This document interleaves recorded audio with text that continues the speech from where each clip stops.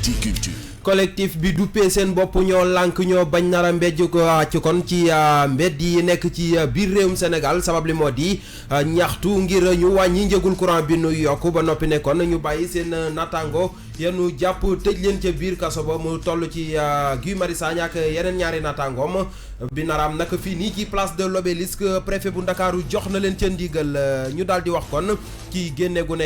liggéey fële ca Mbëbës ba noppi defa fa ab poste de police loolee bokk na ci diggéey ya fa Abdou Karim Fofana def ni ki démb ba mu fa demee askan wa fa yeewoo ca pegg ya nag am na ñu ni kon nañ bàyyi ministre bi ba xam dina def loole am it ñoo gis ni Mbëbës ci boppam la ñu war a tëj reportage bi tey ñuy waxtaani ñenn ci jigéen ñi nga xam si nañuy yore seen i doom ak nañuy nekkee ak ñoom am na ak lees waxul ba tax kon ak taxawu war na ca ñoom li mbokkee ak leneen buñ ci noppee dañ ci boole nee ni ponk ba ci biti réew tàggat yaram sooga dugg ci pàcc bi nu jagleele aada ak cosaan mu gën caa fës Sénégal à l'honneur nekk événement bu ñoom Leyti Fall di waajal tax kon ñuy amal ay répétition fële ca complexe Blaise Senghor ba nekk ca Pikine ca Ziguinchor moom sér bi ñu duppee rabal caada la fa ak nanu koy jëfandikoo ba ci te na mu fa seere lépp dinañ ci ànd ak Angel Seck mënu fa teewal découverte bi tey ñu taseek benn ndaw nekk ab artiste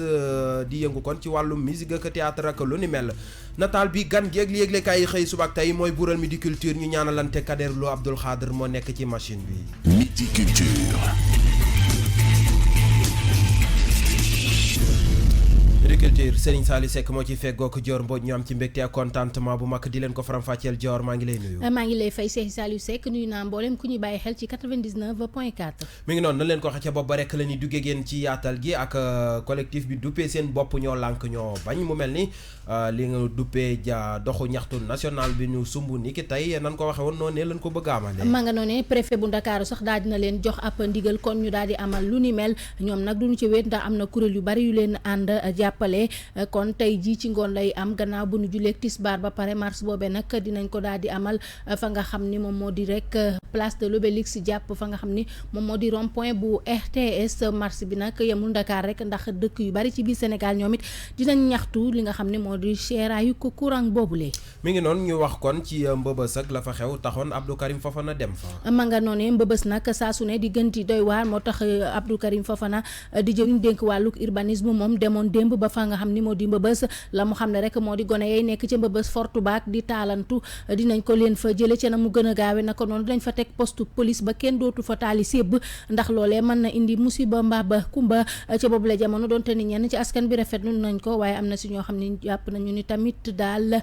bu ñu sañoon mu teel koo def dañuy déglu Abdou Karim Fofana. En février, dès que le dossier est accepté par la Banque mondiale, nous pouvons lancer nos appels d'offres. Et dans la même année, en 2020, on peut avoir d'abord le dispensaire et la clôture de Mbëbës. Ça, c'est de la responsabilité du projet. Mais man, en tant qu'autorité, li nga xamantene man mom lay jëk def man décision. Première chose, monsieur le préfet, waxtaan nañ ci légui moy out poste de police ci buntu Mbëbës. Monsieur le préfet, deuxième chose, waxtaan nañ ci légui man ak yow, moy pneu bu mu dugg ci biir Mbëbës. Troisième chose, police and ak UCG sécuriser Mbëbës. Xalé yi nekk biir Mbëbës tamit ñu génne leen ministère de la femme dinañ fexe andi fi ministère de la famille xale yi fi ne ñu génne leen ndaxte xale gu tollugul fenn sa place mooy sa wetu waajur ak njàng loolu état du Sénégal du ko seetaan ñetteel ba trafic de drogue yeeg yooyu bu ma génnee léegi dinaa woo ministre de l'intérieur ñu waxtaan ak préfet de Pikine ñu xool mesure préventive ak mesure yi nga conservatoire yi nga xam ne war nañ ko jël li ci des nag man li ma jàpp Malcolm mooy àdduna buy dox dañuy dox ànd ak moom li nga xam ne moo am dëkk ci wetu mbalit kenn bëggu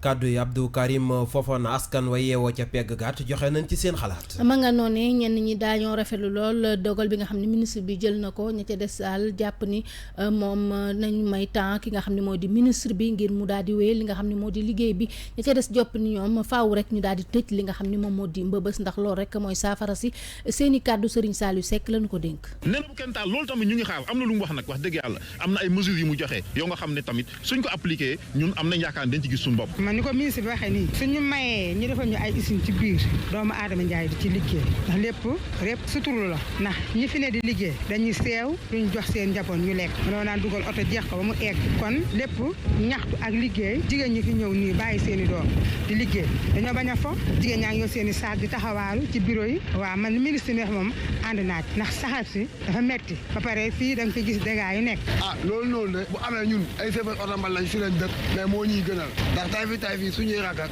suñuy doom ñëpp feebar nañ ndax mbalit mi donte man chauffeur oto mbal laa mais ànd naa ci tëj bi ndax li mu lor dafa bari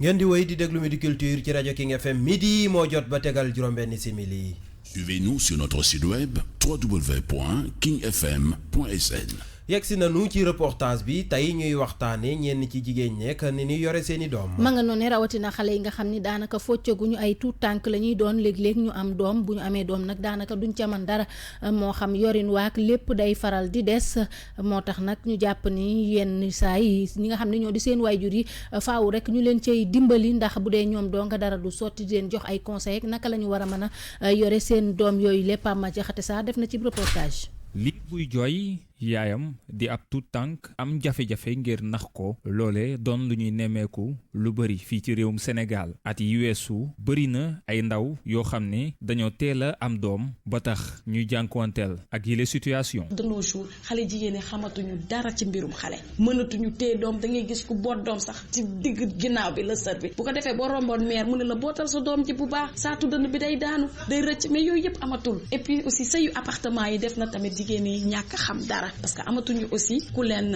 won. mère Ndiouf ak ndaw lii di Adama jàpp ne loolee ñi mu gën a sonal mooy tout tànk yi nekk ay élèves. ëmb yi da leen di yàqal jàng seen jàng day yàqu doom ji suñ ko amee duñu mën a jàngati seen waajur yi lañ leen di jox ndax duñu xam ci xale bi dara loolu baaxul. dañoo war a jàng mais instant bi suñ fi ëmbee nii wala dara surtout âge bi ñu toll nii dañuy sonal suñu bopp sonal suñu yaay. infirmière bi di Fatou Camara ne faaw rek ñu dellu ca maam ya nañu daan def ci gunge xale yooyee teel a am doom. dañ leen doon jàngal ni ñuy téye bu ñu demee am doom goro bi téye di la woon nooy fobee nooy nampalee looy sangee looy dampee nooy bàccee ni ngay defaree mu ki toppatoor bu ci war yëpp bu ko li dalee lan la nii la mais accompagnement boobu la tey jii yaay yi amatul temps bi parce que nous-mêmes nous sommes jeunes suñuy yaay jeune amatuñu temps wu ne ñu nii ngay téye. yar ak a toppatoo liir doonut lu yomb rawati nag ci ñi nga xam ne waajaluñ leen ci loolee nag moo dal xale yu bari yi nga xam ne dañoo teel a am doom tey jànkuwanteel googee jafe-jafe. jaajëf Papa Ma Jaxate Sarr midi moo jot ba tegal juróom-ñetti simili ci aéroport international Blaise Diagne.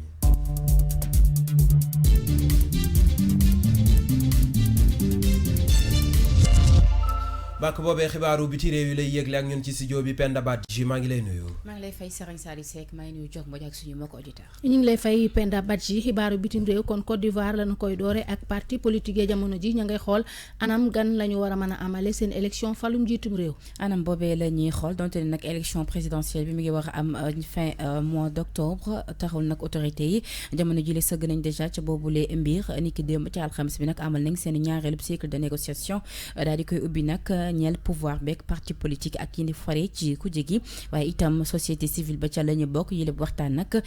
daanaka ci giiru benn weer rek lañ ko fas yéene nas donte ne nag date limite bi ñu ngi ko fixé ci premier ministre daal dina koy fixé ngir mu daal di jeex fileek benn weer premier ministre nag ñu tudd Amadou Gon Coulibaly moom nag nee na dafa bëgg lépp ñu daal di koy dakkal fileek première semaine au février au plus tard benn mois laata ñuy amal yeneen i waxtaan terewul nag le 15 janvier maanaam mercredi bi ñu dëgmal ci la ñu fas yéene rek daal di amaat beneen tour de table waxtaanee lu ni mel fileek loolu nag ñoom opposition beeg yooyu ña ngay woy di wax ni délai boobee dafa gàtt ngir ñu mun ci amal yooyu lépp waxtaan. ca Tchad moom ñuy liggéey ci secteur public bi kon dakkal nañu seen grève gannaaw ba leen président wooloo. dakkal nañu seen grève gannaaw ba leen président bi woowee ndaxte dafa amoon échec des négociations diggante syndicats yi ak ñi fari ci gouvernement bi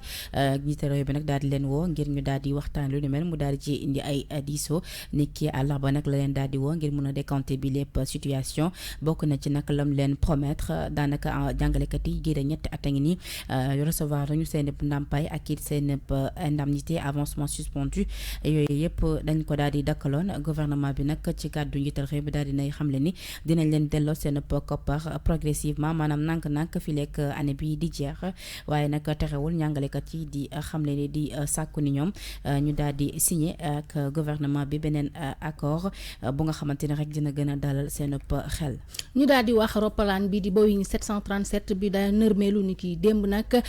Canada ñoom dañu jàpp ni Iran ñoom ñoo sànni ab missile Iran weddi nañ ko ba tëdd ca ñag ba. Iran dañ ko weddi ba tëdd ca ñag ba ni nga ko waxee jox mboj ndaxte premier ministre canadien bi di Justin Trudeau dafa annoncé ni ki démb ci alxamis bi que ni si source yu bëri yi nga xamante ne am nañ ko rek ñoom fësal nañu ni Boeing 737 bi ki ko écrasé ni ki àllarba près de terre du kenn ku dul waa Iran loolee tamit premier ministre anglais bi di Boris Johnson daal di koy dëggal moom it ñoom it ñi xibaar ñu jot dafa wane ni Iran moo ko daal di def Iran nag daal di nay teg yooyu tuuma ni ñoom yónneewuñu benn missile écrasé wuñu benn avion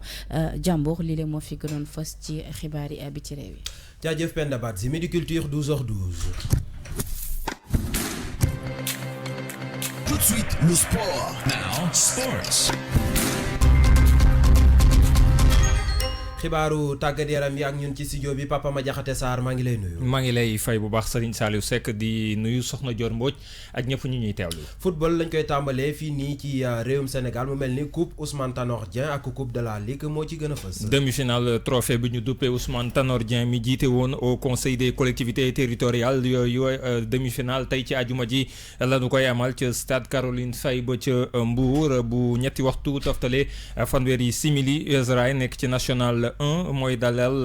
HLM Grand Yoff bu national 2 bu juróomi waxtu toftale fanweeri simili ba tey ca Caroline Faye Saly SC bu division régionale mooy laale ak Oslo FA bu national 1 lu ñeel nag li nga xam ne mooy coupe de la Ligue bu Sénégal bi 8e de finale yi xam nañu ñan ñoo cay daje démb la ñu amaloon tirage au sort bi Guédiawaye FC dina tase ak Génération Foot SNEPS Excellence bu Thiès dina laale ak Dakar Sacré-Cœur Sonacos AS Douanes ñoom daañu tase ñaari tali ak Kër Madior lay doon NGB ñi nga xam ne ñoo di Thiès FC ak Jàmbaar bu Saly lay doon Teungueth FC Jamono Fatick lay taseel Demba Diop FC moom ak AS Pikine ñoo fas yéene daje ci geneen jongante bu mujj bi nag di 8e de finale yi Entente Jeune Fatick lay doon ak Casa Sport yooyee jongante talaata fukki fan ak benn jàpp àllarba fukki fan ak ñaar ci weeru février 2020 la ñu koy amal la. ñu wax ci wàllu football ba tey waaye bi la yoon ca biti réew lu ñu fa mën a jàpp. li nga xam ne moom mooy finalu super coupe bu Espagne xam nañu ñaar ñoo cay daje derby 100% Madrid lay doon diggante Real Madrid mi daan bërki démb FC Valence ñetti bal ci benn ak Atlético Madrid mi nga xam ne démb moo dal di dëppër ñi carte yi daan FC Barcelone ñetti bal ci ñaar donte ne waa Barça ñoo jiitu woon ci ñaari yoon final ba nag dimanche bi ñu jëm lañu koy amal ca Jeddah ca Arabie Saoudite bu dee leneen it ca France moom coupe de la Ligue yi demi-finale yi ñaar fukki fan ak benn ak ñaar fukki fan ak ñaar ci weeru janvier 2020 lañu koy amal tirage au sort bi def nañu ko démb Reims mooy dalal Paris Saint-Germain Lille moom dina dem fekk ji Lyon ca stadium Groupama Stadium. ñu wax kon ci li ñu duppee Maracana nekk kon waa xeetu tàggat yaram boo xam si ñi ngi ko taxawal atum 1960 waaye nag fii nii ci réewum Sénégal moom daanaka 2018 la fi yegg si te it ñi ko fi def daanaka seeni at dem na ba ci toll ci fanweer loolee moo sabab reportage Papa Madiakhate Sarr. Cheikh Yankoba Thiam Maam Seyni Faye ñoom ñaar ñëpp seen at weesu na fanweer waaye ñoom ñaar it dañuy yëngatu ci discipline sportive bi ñuy woowee Maracana mi nga xam ne ba ñu ko xamee léegi yàggul. maa ngi ko xam à travers un ami boo xamante ne dafa demoon ci CAN 2018 Maracana bi amoon en Côte d'Ivoire bi mu ñibbisee mu expliqué ma un tout petit peu discipline bi wax ma ko mu intéressé ma. Maracana maa ngi ko découvrir en 2019 par rapport au coach Khalifa Diène parce que ñoom 2018 dañoo demoon tournoi bi Côte d'Ivoire ñëwee ci li ñu doon expliqué man ak moom par téléphone mu ne ma bon gars yi dañuy def tournoi soo mënee jaar stade Amadou Barry ci stadium bi comme ça ngeen bokk ci tournoi bi affaire yooyu. Maracana nekkit tur ba ñu tuddee stade football bu siiw boobu nekk ci Rio de Janeiro ci réewum Brésil ab tàggat yaram la boo xam ne jege na waaye wuute na lool it ak football. Maracana déjà 6 jours de champ lay am amul gardien 10 minutes la top chrono la non stop comme basket c'est-à-dire chrono bu bal bi génne dañ koy bloqué bu jeu bi reprendre mu reprendre ànd ak moom ñu koy pratiquer ñëpp c'est des professionnels c'est-à-dire que ay nit yoo xamante ne am nañ liggéey ñi ngi dem ñi ngi ñëw ku nekk structure yu différents catégories yi koy gérer à partir de 35 ans la jëm 45 ans après 45 ans bu nga xamante ne xëy na fa sa mën-mën yem. discipline bii nag li ko gën a soxal mooy boole ay doomi aadama ci jàmm ak salaam. ñi nga xamante ne bon bàyyi woon nañ football ça fait 2 ans 3 ans tu vois anciens joueurs yi ñu mën a dajaloowaat mën a nekkaat en activité c'est très intéressant ça surtout côté boobu dafay boole waat anciens joueurs yëpp. ginnaaw ba ñu bokkee ci Coupe d'Afrique des Nations bu Maracana bi weesu ci réewum Guinée tey jii ñi sekk discipline bi fii ci réew mi seen mbëbët mooy fexe ba ñu wasaare ko fépp ci réew mi. Maracana ñu sos ko ci atum 1960 yi ci Afrique de l'Ouest mu ngi gën a développé wu ci àdduna bi ba tax ay sportif yu bari di ci tàmbalee bàyyi xel. mu ngoog sportif yu bari di ci bàyyi xel ba Sénégal ñi ko fi ngànk di xalaat organiser Coupe d'Afrique am ca fii ak ñu toll 2023 mu ngoog Serigne Saliou Seck soxna Dior fii la ñuy yem tey ci xibaaru tàggat yaram yi. cant ngërëm ñel na la bu baax a baax Papa Ma Jaxate Sarr ci yaatalu xibaaru tàggat yaram yi xibaaru caada yi bu bàkk bi daanoo tàbbal nu ci faram-fàcce gi. xibaaru caada yu wér te wóor. dañ koy tàmbaleek ñoom Leyti Fall ak lu ñuy waajal. ma nga noonee ca complexe culturel Léopold Sédar Senghor ba ne ci Pikine kon ñu fekk leen ñu nekk ci awub nafar gu tar di waajal nag ab xew-xew bu ñu duppee Sénégal à l'honneur lépp rek ngir gën a fësal lépp lu jëm ci caada ak cosaan gi bawoo ci suñum réew kii di Ndeye Mati Dieng doxantu woon na ba foofu ñu déglu ko. léegi nag li ci des yow la ñuy xaar pour nga jouer pour nga mottali sa bopp ay chance boobu daal wax naa la. ci répétition la ñu nekk ca complexe culturel Léopold Sédar Senghor bu Pikine ngir waajal seen programme Leyti Fall moo jiite ARCO bu banlieue boobee. dañoo jóge ci Kaolack ci benn place muy Alliance française bu Kaolack yóbbu fa 160 comédiens ci benn spectacle de théâtre donc loolu le 22 la woon le 13 bi ñu nekk Sorano ci même spectacle boo xam ne dafay regrouper ethnie Sénégal yëpp muy ndëpp muy kasak muy simbi muy baawunaan muy gumbe muy kankuran muy facette yooyu yëpp daf koy regrouper spectacle boobu téeméer ak juróom benn fukki comédien war a yéeg ci scène bi interpréter ko. artiste comédien bii ne Sénégal à l'honneur li ko tax a jóg mooy fésal aaday réew mi. dañuy yóbbu ndaw yi ñu def spectacle de théâtre boobu nga xam ne cosaanu Sénégal lay refléter muy le Sénégal à l'honneur donc loolu la ñu nekk ci waajtaay mais dañ ci dugalaale benn casting boo xam ne dafa am personnage rôle bu ñu soxla ci benn liggéey bu nekk ci suñu kanam donc loolu la ñu boole ak répétition bi quoi. ba tey muy ñaax doomi réew mi ñu dellu ci seen cosaan. dafa nekk loo xam ne répétition yi peut-être gisoo ko mais soo gisee poster yi dinañ la ko wan soo gisee vidéo répétition yi da ngay xam ne lii c'est un spectacle de qualité ndax dañu gis ne jeunes yu bari léegi ñu ngi nekk ci internet bi seen téléphone ñu ngi ci internet bi donc internet boobu ñu nekk di ci nekk dafa am lu ñu fay dem seet donc ñu ngi bàyyi lu ëpp solo loolu mooy seen ay valeur donc nit ki dafa war a dem ci ay valeur am. xew-xew bi ARCO bu Pikine lëkkaloo ak OIF organisation internationale de la francophonie ñu namm ko amal le 13 janvier gi ñu nekk dooleel aada ak cosaan la ñu ciy séntu. jaajëf Ndeye Mati Dieng ñu riir utali Ziguinchor wax ci li ñu duppee sërub rabal. am na sax ñu koy woowee sërub dënk mu nekk nag sër boo xam ne ay ngëneel rek moom moo ci nekk nag fu ne lañ koy jëfandikoo moo xam ab liir ab séet ak yeneen ni baax gi nga xam ni sër bi am na ko waaye jamonoy seet dañuy gis ni foofee ca Ziguinchor daal dañu ko yokk bu baax a baax moo tax sax ñenn ñi di ko ñaawlu dañ ciy ànd ak suñu naataango lu ñu fa teewal di Angel Seck. jamono yi ci Ziguinchor sedd gu ànd ak ngelaw lañu fi nemmeeku ba tax na sëri rabal daal di fees loolu ci jigéen ñi bu fekkee nag sëri dañu koy sangoo teewul xeet yu bari ci Casamance di ko jëfandikoo moo xam ci nakar wala ci bànneex mère Anna di ñu ko xamal. sër daanaka mun ñu wax benn xeet moo ko moom nit yu ñuul yëpp ñoo ko moom surtout sër bu ñuul bi moom. cosaan ba nga xamante ne la soose yi dañu koy utiliser ci lili joolaa yi dañu koy utiliser ci lili mag yi ay ordination nii ay fecc cosaan yi nii bon pépé li moom ñoom lu tax ñu koy gën a utiliser moom bu ñuul bi ñoom moom ci enterrement la ko pépé li di utiliser. sër yi nag ci boppam ñii di ko ràbb ay doomi Guinée Bissau lañu njëg li cher na loolu ci waay jëfandikoo yi ndax. yu ci gën a woyof te am ñetti sor moo ngi jar juróom-ñetti téeméer bu diis bi nag mi ngi toll ci juróom benn junni. Angel Seck Ziguinchor King FM. canta ngërëm ñel na la bu baax a baax Angel Seck di sunu ndaw li nu teewal kon foofee ca Ziguinchor Midi Culture ñu jàll ci découverte bi. Découverte. tey ñu leen di gën a xamale ak Alé Dia. moom mi le nag Alé Dia ñu gën koo xam ci turuk diw ab ndaw la boo xamante ne si nag bari na lool loo xam ne ci lay yëngu moo xam ci wàllug théâtre ci wàllug musique ba ci sax ay taalif moom Alé Dia mi nag daal dina dikkaat nag ci vidéo yi nga xam ne léegi da koy faral di fësal ci réseaux sociaux yi ak bëgg-bëggam bi nga xam ni bëgg na koo amal ci atum 2020 wile Fatou Sow moo ñu gën a xam lekk moom. ndaw li day yëngu ci fànn yi bari ci art bi li si mel ni slam bind poème ba si jouer ay théâtre waaye la mu gën a bëgg ca loolee moo di musique bi mu tàmbali ci atum 2009. maa ngi def slam di bind tamit ay poète mais aussi jàng naa kii quoi théâtre si espoir de la banlieue ñoom laa nekkaloon quoi durant quelques mois am naa lu ma jàng si ñoom si côté théâtre mais tamit musique dama ko yàgg bëgg quoi dama ko yàgg def depuis 4e laa doon bind texte du ko foowee noonu. mu am inspiration lool. tolluwaay àdduna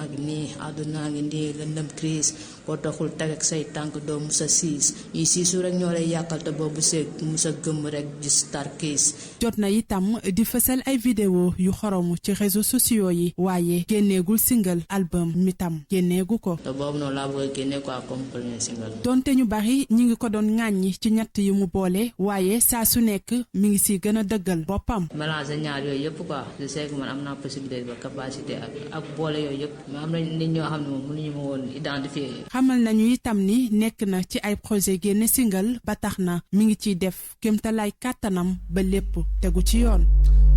jaajëf Fatou Sow ci boobule découverte Midi Culture ñu jàll ci nataal bi. Le portrait du jour.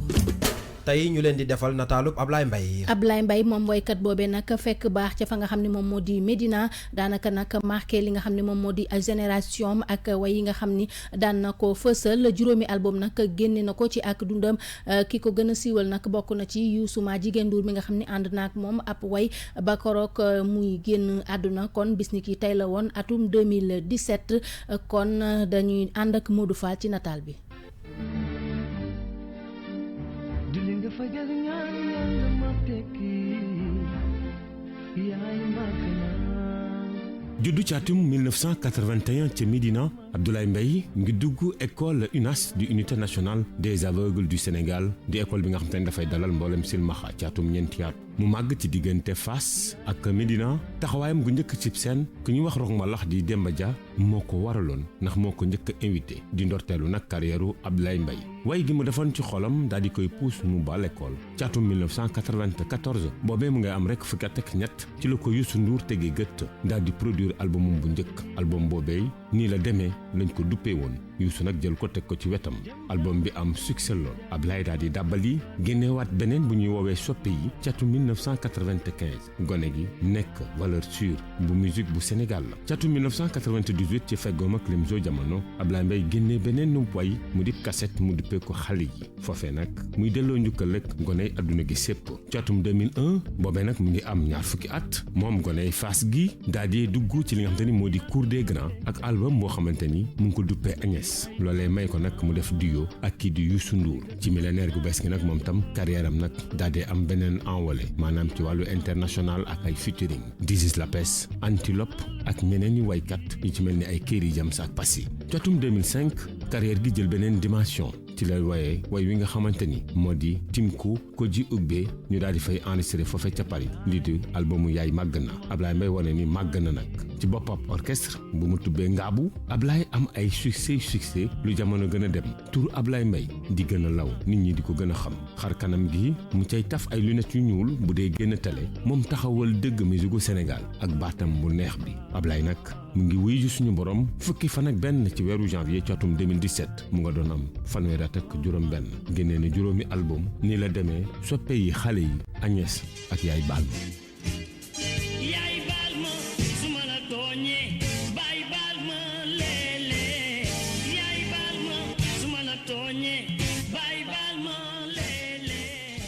ñetti at ci tey ñu koy fàttaliku moom Ablaye Mbaye yàlla na ko yàlla yërëm cant ngërëm ñeel na la bu baax a baax Modou Fall ci nataal bi Midi Culture ñu jàll ci gan gi. Midi Culture ganu xibaar yi. tey ñuy dalal Balla Ndiaye. moom mi la nag mooy directeur bu centre culturel Blaise Senghor bi nekk ci Ndakaaru daal dina dikkaat ci yan xeetik rek aada ak cosaan la ñuy amal foofule ak ñan ñoo fay yëngu ak lépp rek ngir fexe ba daal di jàppale ndaw yi nga xam dañoo war a yëngu ci wàlluk aar waxtaan wu yàlla sekk ak Aminata Ba ñu teewlu ko. Balla Ndiaye directeur du centre culturel Blaise Senghor. fii nii lan ngeen fiy def ba pare Blaise Senghor. c'est le centre culturel régional Blaise Senghor fii moom lépp luy aada ak cosaan muy musique muy danse muy théâtre muy art plastique ak culture urbaine fii am nañ ay espaces yoo xam dañ koy jox artistes yi pour ñu ñëw tàggatoo mais aussi pour ñu ñëw def ay spectacle ak yooyu maanaam daal ñun ñoo yore fii art ak culture ci région de Dakar. ñii ni jox fii nii ñu fiy nekk ñii def ci théâtre wala ci fecc wala ci leneen mbaa affaire yi cherul. déedéet fii moom maanaam amul fay sax parce que ku fi war a répéter wala ku fi war a kii dañu am benn calendrier groupe yi fii ñëw muy baleeg yëpp dañu am benn calendrier lundi ba jeudi fii la ñuy ñëw daal di tàggatoo mais aussi ak tamit yeneen troupe kii ko théâtre yi tamit fii la ñuy ñëw def seen casting def seen kii quoi amul loo xam ne nit mu ngi koy fay wala loolu daal yenn association yi dañu am ak ñoom ay convention ko defee ñoom ñu mën def ay activités. mais yéen centre bi est-ce que yéen a ngi gunge artistes yi. ñu ngi leen di gunge parce que loolu tamit artiste bu nekk da ngay soxla espace n'est-ce pas pour mën a tàggatu xam nga tey jii nii sabar mënoo ko dëgg si ay fële koñ ba parce que da ngay déranger n'est-ce pas artistes yi dañuy yuuxu dañuy kii ak yooyu noonu donc fii la ñuy ñëw ñu jox leen espace yi am nañ tamit studio de musique aussi tamit dañ fiy ñëw aussi di kii. yéen tey artiste bu ñëwee bëgg a yëngatu ci art amul les moyens est-ce que yéen centre culturel bi di yéen ko dimbali. dañ koy jàppale loolu moom mooy sunu vocation première pour ñu jàppale leen fii am nañ fi ay nit yoo xam ne personne ressource tey jii bu fekkee da nga bëgg def musique am nañ fi benn ay ñi fiy ñëw di joxe ay cours de chant ay cours de vocal ak yooyu noonu bu ñu ñëwee ñu laa lay boole bu fekkee da nga bëgg danse tamit am na ay compagnie yoo xam ne chaque mois ñu ngi fi soo bëggee fecc gars yi ñëw boole la bu fekkee affaire culture urbaine tamit am na fi ay association yu fi nekk. leneen lu ma bëggoon ñu waxtaanee mooy affaire aménagement bi ma gis ngeen def fi ay exposition lii lan moo ko waral. waaw lii moom salle kii la exposition bi ñu jógee ci salon national des arts am ay artistes yoo xam ne jotuñu woon a exposé kenn jotu leen woon sélectionné te xam tamit au niveau de la région am na ay jeunes talents yoo xam ne nekk nañ fi ñu ne nag kon bi fi jeexee salon bi jeexee centre culturel dafa initier benn série d'exposition boo xam ne ñu ngi ko tuddee li ci yoon bi moo mu nekk la première édition ñu jël ci lu mu dee ay 14 artistes jeunes artistes ñu ñëw wane seen liggéey parce que lii tamit moom dafa bokk tamit sunu contrat dafa bokk sunu vocation pour jàppale les jeunes fii ku fi ñëw xam ne liggéey bi rafet na pour que ñoom tamit tey ji képp ku xam ne soxla nga benn kii noonu quoi tableau wala benn kii ñu daal lay mettre en rapport ak artistes yi mu daal di mën a jënd loolu tamit il faut que ñu arranger artistes yi pour ñu mën a exposer pour wane li ñuy liggéey pour que ñu mën ko jaay pour nit ñi mën leen a xam. est-ce que communication bi jàll na est-ce que nit ñaa ngi ñëw di xool. nit ñaa ngi ñëw kañ fii moom bon heure pause moom vraiment day ñëw nit ñi dañuy ñëw commencer xool jël ay photos laajte am na ñu ñëw di jënd tamit aussi. tey lan mooy seen objectif ci xale ndaw artistes yi. xale ndaw yi daal képp ku ci am talent ñu fësal la wane la loolu moo nekk vocation centre bi fii boo xoolee suñu studio musique gars yi ñuy way fii yëpp actuellement ñiy way ci kii bi yëpp ils sont passés par là ci studio bii la ñu doon ñëw doon tàggatoo donc ak yeneen artistes yu mag actuellement ñu ngi au niveau international ñu ngi fi lañ jaar fi lañ defee seen premier pas lieu de diffusion culturelle la mais lieu boo xam tamit da nga fi tàggat jàng pour mën a wane sa kii talent ñun daal loolu la ñu am pour mën a jàppale ndaw ñi ku fi ñu am talent dinañ la jàppale. merci beaucoup. ñoo lànk ñoo bañ encore ñoo lànk ñoo bañ toujours ñoo lànk ñoo bañ daanaka yéen kaay yi nu xëyandool ñoom ñëpp a xëy di nu xamal ni collectif ñoo lànk ñoo bañ seen doxu ñaxtu national bi tey ci aljuma ji lañ koy amal muy l'observateur L'As Les Échos Vox Populi Source A Enquête Le Quotidien Walf Quotidien La Tribune ba ci critique yéen kaay ubbil l'observateur journal Rue 15 angle corniche bi ne préfet bu Ndakaaru jox na waal ñoo lànk ñoo bañ kayit gi leen di may ñuy wëy di lànk njëgul courant bi nu yokku ba noppet di sàkku ci ñoom Guy Marius Sagna Fallou Galass Seck ak Ousmane Sarr yéenu téye ca biir kaso ba ñu bàyyi leen yéene kaay Futurs Médias bi yokku ci ne aljumay tey ji collectif ñoo lànk nar nanoo safal biir réew meekub courant critique yéene kaay ne ñoo lànk national mooy am tey ci réewum Sénégal sabab li moo di lànk courant bi nu yokk bay xool ku leen ko lànkle La Tribune ne doxu ñaxtu bi am tey dina wuuteek yi fi daan am la tax ñu wax ko te itam te tax ñu war koo gëm moo di ne benn bu weesoo Ndakaaru ci biir réew mépp lay amee ñaar préfet bu Ndakaaru jox na leen ci autorisation ñett bëri nay kuréeli politique yu dem fekki collectif bi te ca ñooñee mën nañ cee jàpp front de résistance nationale nationale. Libération yéene kaay ne loolee moo tax ñu yaakaar ni aljumay tey ji réew mi dina yëngu ndax nag lu yëngu lu nekk la ko yëngala ko ëpp doole te kuréel gi nu duppee ñoo lànk doole la nu nar a àndal ci aljumay tey ji si du quotidien na dëgg la ndax nag ñoo lànk dogu nan ba noppi rango seen mbubbi guerre fas yéenee xare ak nguur gi fi nekk te nee na duñu dellu gannaaw lu dul ni gaa yi danoo dellu ginnaaw ci njëgul courant bi nu yokk Vox Populi ne aljumay tey ji ñoo lànk ñoo xew fépp ci biir réew mi enquête yéene kaay ne noonee nag la demee ndax nag gannaaw Ndakaaru benn dëkk ñaari gaar di Thiès jaar Mbuur jàpp Jurbel utali Kaffrine ba Kolda féppay manifester journal bi ne lii moo def tey doxu ñaxtu bi nekk national ci Dakar moom jàpp leen ni gaa yi ca place de l'Obélisque la nu joxe dig daje nara waaxu ba yegg ca rond-point radio télévision sénégalais di RTS ca Mbuur moom gaa yi ca préfecture ba janloog station sel ba la nu joxe dig daje Kaolack toogaanu ñaxtu la gaa yi di def ca buntu Sénélec ba Kaffrine moom ca marché central ba la gaa ñu joxantee dig daje Kolda gaa yi ca Arbre Moussa Molo la nar a déparé waaxu ba ca Sénélec ba Thiès itam toogaanu ñaxtu la nar a def ca buntu Sénélec ba lii lépp la yéenekaay bi boole ba tax mu jàppe ko lu rëy li rëy kay libération yéenekaay moo ko wax journal bi ne président Macky Sall moo ngi waaj a soppi ab gouvernement maanaam ñàngal remaniement lay waajal yéenekaay bi ne te boo moytuwul dina uti ay renfort l'évidence yéenekaay ne renfort yooyee bu ca kenn xalaat ndaamal Kajoor di Idrissa Seck journal bi ne Déthié Fall nekk numéro 2 parti Rewmi bi Idrissa Seck di jiite moo leen ko wax ci biir journal ba mu fay xamle ne amul benn deal bu dox ci diggante président Macky Sall ak président Idrissa Seck diggante président Macky Sall ak président Abdoulaye Wade l'observateur nee na moo ngay bëgg a xajam journal Futurs Médias bi ne li ko waral moo di président Abdoulaye Wade dafa bëgg nguur gi fi nekk defaraat beneen procès Karim Wade boo xam ne si dañ koy setal beneen bi nga xam ne si moo naqari góor gi moo di li nu jël Abdou Diouf teg ko ci kawam ndax nag góor gi nee na bu kenn fàtte ni moom it njiitu réew la woon njiitu réew mi fi nekk di président Macky Sall démb la doon jiite rentrée solennelle des cours et tribunaux Vox Populi ne fa la xamle ni faaw ñu gën a defaraat suñuy toogaay ngir mën a mucc ci terroriste yi lëmbe àdduna bi Le Quotidien ngir xeex wàllum terrorisme mi kay njiitu réew mi di président Macky Sall ab loi la bëgg a teg jëmale ko ci sécurité bu réew mi laas ne président Macky Sall kay réquisitoire dëgg la def démb jëmale ko ci xeex mbirum terrorisme Sud du Quotidien ne agenda la leen tegal La Tribune ne CREI yi moom kenn boolewu ko woon ca wax ja Grand Place ne ca ndaje moomet président Macky Sall dig na fa magistrat yi nekk ci réew mi aljana wàlliw dëgg aljana lay dem liir bi nekk ci l'Observateur ndax day wàlliw journal bi ne ca Oussouye di dëkk bu nekk ca Ziguinchor benn liir lan fa sànni ca àll ba mu def fa juróom benni fan waaye la ca yéeme moo di ne liir bi ba nu fa demaatee nan ko fa sànnee noonee lan ko fa fekkaatee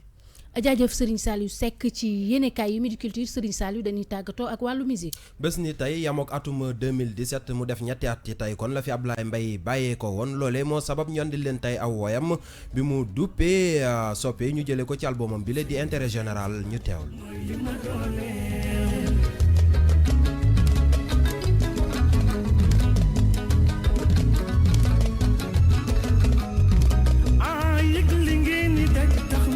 delloo njukkal man sañatuma nelaw ngir bañ a tardé